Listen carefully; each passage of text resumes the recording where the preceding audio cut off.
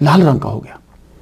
حضرت زین العابدین کی عمر جو ہے وہ کربلا کے اندر 21 سال مکمل ہو چکی ہے، اور بی بی زینب رضی اللہ تعالی عنہا آپ کی 54 سالہ عمر ہے، آپ کی 54 سال کی ہو چکی ہے جب کربلا میں تھی آپ۔ وہ رات کس طرح گزری اور کیسے گزاری گئی، اس کو بتایا جائے تو شاید اتنا نہ بتا پاؤں کہ آپ خود محسوس کیجئے کہ کیا ہو رہا ہے، کہ بچے ہیں، بیوی ہیں، سب ہیں، اور خیموں کو آگ لگا دی گئی۔ رات بمشکل گزری، صبح ہوا تو حضرت زین العابدین رضی اللہ تعالیٰ عنہ آپ کے گلے میں وہ پتھر کا ہوتا ہے وہ ڈال دیا گیا۔ میں لال شہباز قلندر کا واقعہ بیان کرتے ہوئے میں نے اس کا تذکرہ کیا۔ اس دور میں کیا کرتے تھے کہ یہ پتھر کا ڈال دیتے تھے، بعد میں لکڑی کا ڈالتے تھے۔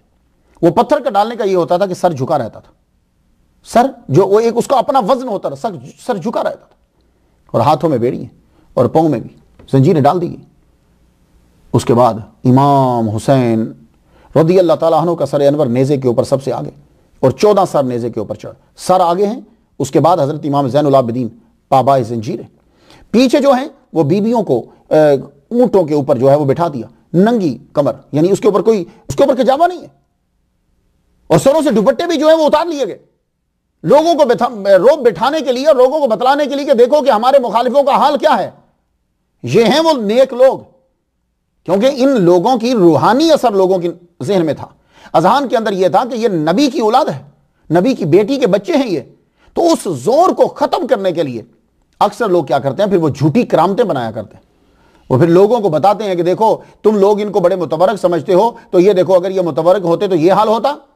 اللہ اکبر، یہ ایک امتحان ہوتا ہے، دونوں کا امتحان ہوتا ہے، نیک آدمی کا بھی ہوتا ہے اور جو اس کی مخالفت کر رہا ہے اس کا بھی ہوتا ہے۔ اس کا یہ امتحان ہوتا ہے کہ وہ مخالفت کرتا چلا جائے تاکہ بدبختی اس کے اوپر آ جائے۔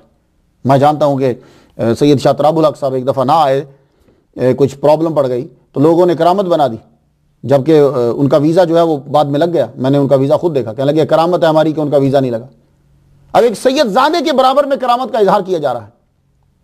تو یہ کیا ہوتا ہے کہ ان نیک لوگوں کو سر عام پھرایا جا رہا بیویوں کو، تاکہ لوگوں کو واضح ہو جائے کہ یہ جو یزیدی ہیں یہ بڑے اچھے ہیں۔ اللہ اکبر جل شانہ، سر بازار آپ کو پھرایا جا رہا ہے۔ امام زین العابدین کے لیے بڑا سخت امتحان تھا۔ بیویوں سے پاک دامن بیویوں سے اس طرح سلوک کیا جا رہا ہے جیسے کہ بازار میں بیچنے والی عورتیں یعنی لونڈیوں کو کھینچا جاتا ہے، سر عام ان کو کوڑے مارے جاتے ہیں۔ اللہ اکبر، الامان الحفیظ۔ آپ جب نظر اٹھا کے دیکھتے تو آگے ابا سمیت 15 سر نیزے پہ چڑھے ہوئے نظر آتے۔ آپ غم اور چشم نم اور نکاحت کی وجہ سے گر پڑتے۔ وہ ظالم امام زین العابدین کو کوڑے مارتے، اٹھو کھڑے ہو جاؤ، بمشکل آپ چلتے۔ اللہ اکبر جل شانہ۔ حضرت بیوی زینب ایک جگہ فرماتی ہیں، بیٹے حوصلہ کرو۔ عرض کرتے ہیں، پھوپھی اماں تم خود ہی بولو، اس کیفیت میں تو آسمان خون رو رہا ہے، وہ رو رہا ہے، آپ بولو میں کیا کروں۔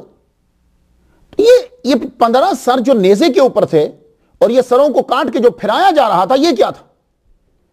تو یہ میں اپنے سامعین کو بتا دینا چاہتا ہوں کہ یہ سر کاٹ کے کیوں نیزے پہ چڑھائے گئے اور گلی گلی کیوں پھرائے گئے۔ حالانکہ حضور صلی اللہ علیہ وآلہ وسلم جب فتح مکہ میں حضرت عمر نے یہ کہا کہ آپ مجھے اجازت دیجئے کہ یہ آدمی جو آپ کے خلاف بولا کرتا تھا ہم اس کے دانت توڑ دیں تاکہ اس کی آواز خراب ہو جائے، آپ نے فرمایا رب تعالیٰ نے مجھے رحمت للعالمین بنا کر بھیجا ہے، نہیں ایسا نہیں کرنا، مسئلہ نہیں بنانا، مجھے اجازت نہیں ہے اس کی۔ تو حضور صلی اللہ علیہ وآلہ وسلم شدید مخالفت کرتے تھے کہ ہاں ایون کے دشمن یا کافر کے بھی اعضاء جو ہیں وہ کاٹ دیے جائیں۔ یہ جو یزید کی دادی ہیں ہندہ، انہوں نے حضرت امیر حمزہ رضی اللہ تعالی عنہ ان کے اعضاء جو ہے ناک کان یہ چیزیں کاٹ کے ہار بنا کے گلے میں ڈالی تھی اور ان کا کلیجہ نکال کے چبا لیا تھا۔ تو یہ سر کاٹ کر پھیلانا یہ کہاں سے شروع ہوا؟ یہ سر کاٹ کر درباروں میں بھیجنے کی عادت امیر معاویہ جو ہیں ان کے دور میں ہوئی۔ حضرت امیر معاویہ نے انہیں شروع کیا۔ یہ ساری تحقیق جو میں آپ کو بتانے لگا ہوں یہ ان لوگوں کی کتابوں میں ہے جو یزید کو امیر المومنین کہتے ہیں۔ تو یہ سر کاٹ کر درباروں میں بھیجنے کی ریت کہاں سے شروع ہوئی؟ حضرت عمار ابن یاسر رضی اللہ تعالیٰ عنہ کا سر کاٹ کر حضرت امیر معاویہ کے دربار میں بھیجا گیا جنگ صفین کے اندر۔ حضرت نعمان بن بشیر رضی اللہ تعالیٰ عنہ آپ نے بعد میں پہلے تو بنو امیہ کا ساتھ دیا تھا، بعد میں عبداللہ بن زبیر رضی اللہ تعالیٰ عنہ کا ساتھ دیا۔ تو آپ جب گرفتار ہوئے تو آپ کا سر کاٹ کر آپ کی زوجہ کے جھولی میں جا کر ڈال دیا گیا۔ حضرت عبداللہ بن زبیر، عبداللہ بن صفوان، عمارہ بن حزم رضی اللہ تعالیٰ عنہم، ان کے سروں کو کاٹ کر جو ہے وہ مدینہ، مکہ، دمشق یہاں پھیرایا گیا، اور آپ کا جساد جو تھے آپ کے وہ سولی پر لٹکا دیے گئے، کئی دن تک جو ہے وہ سڑک کے اوپر چوکوں کے اندر جو ہے وہ لٹکے رہے۔ جب امیر معاویہ کی فوج کا مصر پر قبضہ ہو گیا تو حضرت علی کے گورنر محمد بن ابی بکر کو گرفتار کیا گیا، قتل کیا گیا، سر کاٹ دیا گیا، لاش کو گدے کی کھال کے اندر رکھ کر آگ لگا دی گئی۔ البدایہ و نہایہ جلد 8ویں صفحہ 71 پہ ہے کہ حضرت امیر معاویہ کا گورنر عبداللہ بن عمر بن غیلان بصرہ میں خطبہ دے رہا تھا تو کسی نے یوں کنکر پھینک دیا، جب کنکر اسے مارا تو اس نے اس آدمی کو پکڑ کر اس کے ہاتھ کاٹوا دیا، شکر ہے سر نہیں کاٹا، بلکہ ہاتھ کاٹ دو کیونکہ کنکر اس نے مجھے مارا۔ امیر معاویہ کے گورنر زیاد بن سمیہ جب کوفہ کا گورنر بنا تو خطبہ دے رہا تھا جب کوفہ کی مسجد کے اندر، تو کئی لوگوں نے یک بار کی کنکر مارے اس کے اوپر، کیونکہ کوفہ میں چاہنے والے تھے امام حسین کے، علی کے، تو جب کنکر جو ہے وہ مارے تو اس نے سب مسجد کے سارے دروازے بند کر دیے، بند جب کروا دیے تو 80 بندوں کو شک کی بنا پر پکڑ لیا، ان 80 کے ہاتھ جو ہے وہ کاٹ دیے گئے۔ حضرت امیر معاویہ کے گورنر بسر بن ارطاع نے ہمدان پر حملہ کیا، اور آپ کو معلوم ہے کہ ہمدان پر مولا علی کے چاہنے والے بہت زیادہ تھے۔ حضرت علی کے گورنر حضرت عبید اللہ بن عباس رضی اللہ تعالیٰ عنہ کے 2 چھوٹے چھوٹے بچوں کو گرفتار کر کے قتل کر دیا گیا، سر ان کے کاٹ دیے گئے، اور مسلمان عورتوں سے وہی سلوک کیا گیا جو لونڈیوں سے کیا جاتا ہے۔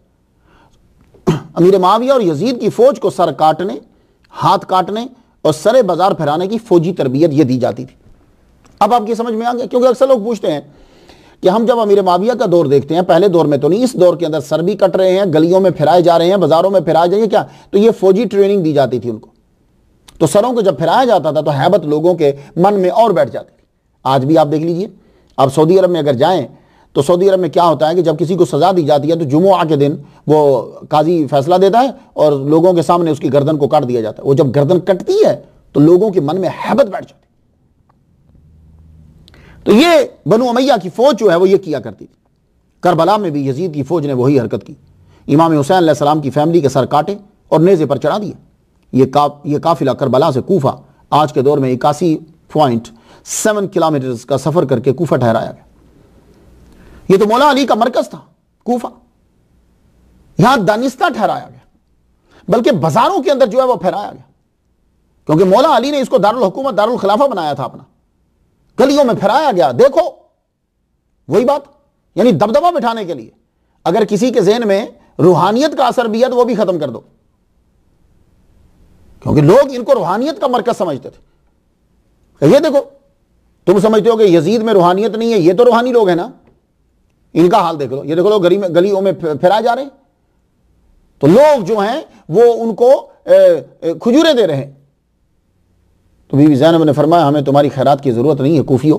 اور اسی کوفہ کے بازار کے اندر امیر المومنین رضی اللہ تعالیٰ عنہ جب نکلتے تھے، اور آپ کی فیملی کس شان سے نکلتی تھی، اس دور کے اندر شان یہ ہوتی تھی کہ بیویوں کو چھپا کے پردے کے اندر جو ہے وہ بیویاں چلتی تھی، اور حضرت زینب رضی اللہ تعالیٰ عنہ آپ کے خطبات تو کوفہ کے اندر مشہور تھے۔ مولا علی امیر المومنین کی بیٹی کوفہ میں جب عورتوں کو خطاب کیا کرتی تھی، اس کے اندر علمیت، شجاعت کی جھلک، نکتہ افرینی، اس کے اندر کیا کیا گہرائی و گہرائی ہوتی تھی، اللہ اکبر جل شانہ۔ تو یہ دانستہ طور پر امام زین العابدین کو اور بی بی زینب رضی اللہ ان کو زیادہ دیر تک وہاں جو ہے ٹھہرایا گیا۔